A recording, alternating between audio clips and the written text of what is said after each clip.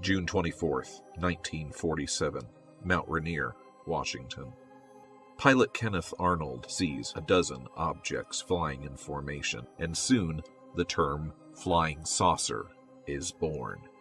Since that time, UFOs have been a part of popular culture. The term conjures visions of strange saucers, alien invasions, and little green men. Let's examine this fascinating and mysterious phenomenon by examining the top 3 UFO cases you might not have heard of. Number 1. The Kingman, Arizona crash. May 20th, 1953, mechanical engineer Arthur G. Stenchel is employed at the Wright-Patterson Air Force Base testing new Air Force engines. He was assigned to the team of Dr. Edward Dahl. Dahl officially headed the Installations Division for the Office of Special Studies. Rumor around the base had it that Dahl was leading a reverse engineering team for captured or crashed alien craft. On May 21st, Stenchel was summoned by Dahl and told that he was being sent on a secret assignment. Stenchel was flown to Phoenix, Arizona before being placed on a bus with blacked-out windows. The bus was filled with unfamiliar faces, men in professions similar to his own. The men stayed silent as an Army sergeant warned them not to communicate amongst themselves. The bus then proceeded northwest for roughly 4 hours before finally halting at a location somewhere near Kingman, Arizona. Stenchel and the others stepped blinking from the bus, half blinded by the bright lights that had been set up on the pre-dawn desert floor. As their vision cleared, the astonished men saw what the lights were illuminating: a disc-shaped craft embedded in the sand. The diameter of the disc was later estimated at 30 feet and was approximately 4 feet high. It was obvious from the gaping hole in the side of the craft that it had either suffered an internal explosion or been shot down by military ordnance. Stenchel had been given orders to attempt to calculate the speed that the craft had been traveling when it struck the Earth. After making measurements and studying the crash site, Stenchel concluded that the craft had struck the ground at 1,200 miles per hour. And yet, it was strangely undamaged, other than the hole in its side, and was definitely not man-made. The object was not built by anything, obviously, that we know about on Earth, Stenchel said in his report. It was more like a teardrop-shaped cigar, like a streamlined cigar. Wandering about the area, Stenchel was able to glimpse the body of a 4-foot creature inside of a nearby medical tent. The creature was wearing a type of form-fitting, seamless, one-piece suit with matching skull cap.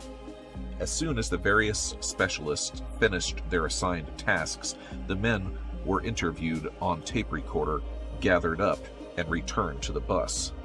The wonder of what they were witnessing must have overcome caution, for Stenchel was able to hear the other men whispering of a small cabin inside the craft, one with very small chairs. Before they left, they were all ordered to sign a non-disclosure agreement and warned not to discuss the incident with anyone. The craft itself was then rumored to have been taken by flatbed truck to what would later be called Area 51. Local residents of Kingman recall military vehicles cutting off access to local Highway 95 from Boulder City to Searchlight, Nevada, and on Highway 40 from Kingman to Barstow. It is interesting to note that Highway 40 connects with Highway 95 in this area, and that Highway 95 runs straight through Las Vegas and north into Area 51. As to the supposed occupants of the craft, personnel at Wright-Patterson Air Force Base later claimed to have seen, quote, 3 small bodies packed in dry ice. The beings were reported as being roughly 4 feet tall, with brown skin and large heads. The bodies had been delivered to the base packed in a crate which were labeled Arizona Crash Site. In 1973, Stenchel approached UFO researcher Raymond Fowler with his story.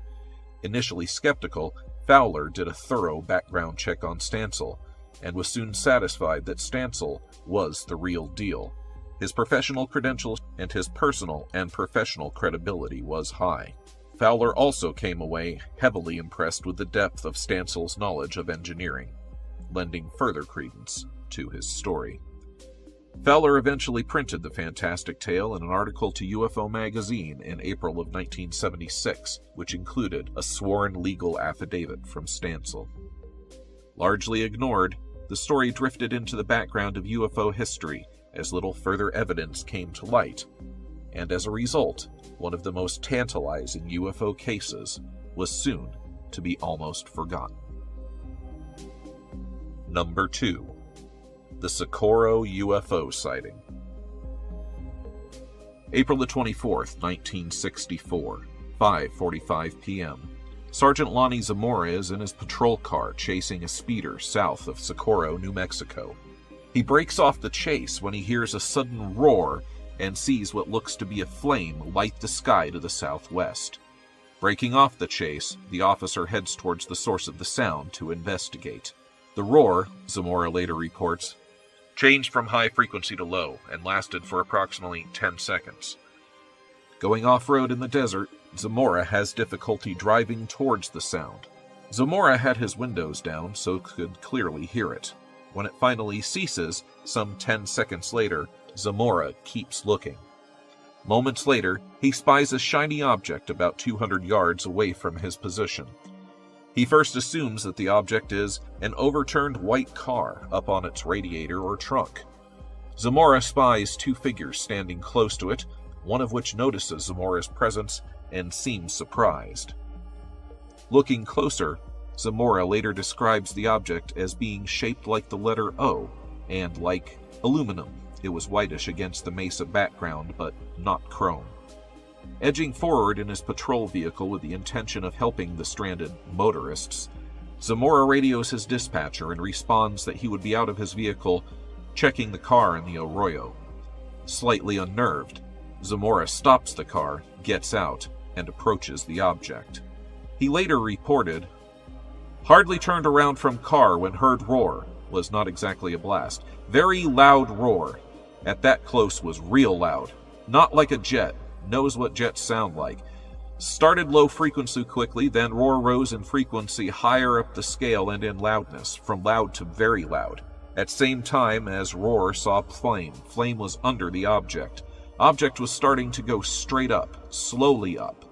Object slowly rose straight up. Flame was light blue and at bottom was sort of orange color.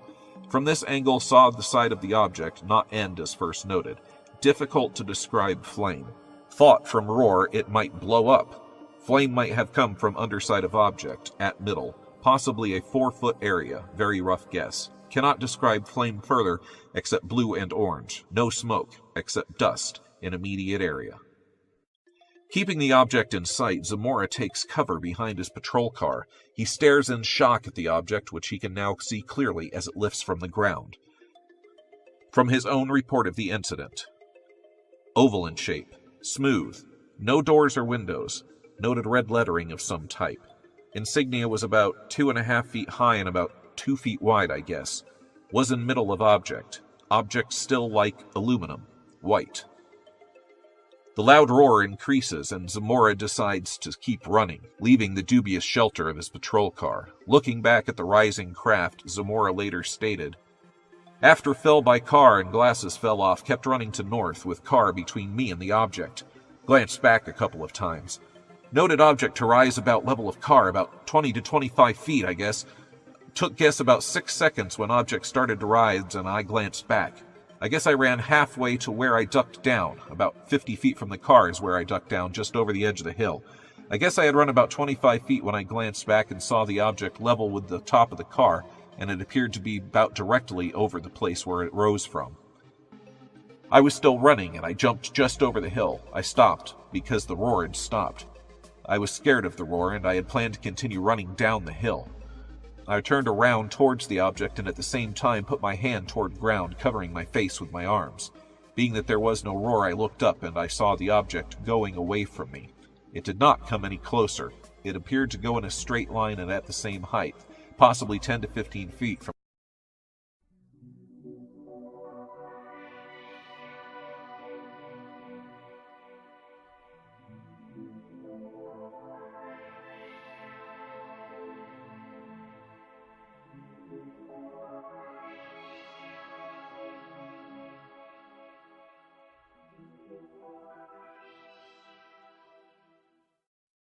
June 24th. June 24th, 1947, Mount Rainier, Washington. Pilot Kenneth Arnold sees a dozen objects flying in formation, and soon the term flying saucer is born. Since that you might not have heard of. Number 1. The Kingman, Arizona crash. May 20th, 1953, mechanical engineer Arthur G. Stenchel is employed at the Wright-Patterson Air Force Base testing new Air Force engines. He was